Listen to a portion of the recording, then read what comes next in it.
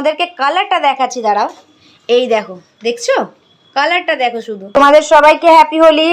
সবাইকে হ্যাপি হোলি। এখন খুব ব্যস্ততা তাই না মা? ব্যস্ত কারণ কি রান্না করছো আজকে? খাসির মাংস। হ্যাঁ, একটু অন্যরকম করে করছে মা।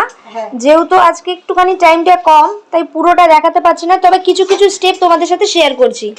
কড়াইতে সর্ষের তেল গরম হওয়ার পর তার মধ্যে মা পেঁয়াজ বাটা, আদা রসুন বাটা, কাঁচা লঙ্কা বাটা দিয়ে ভালো করে মশলাটাকে কষিয়ে নিয়েছিল। তারপরে হলুদ গুঁড়ো, জিরে গুঁড়ো, ধনে গুঁড়ো দিয়ে মশলাটাকে আরও 3-4 মিনিটের মতন কষিয়ে নিয়েছিল।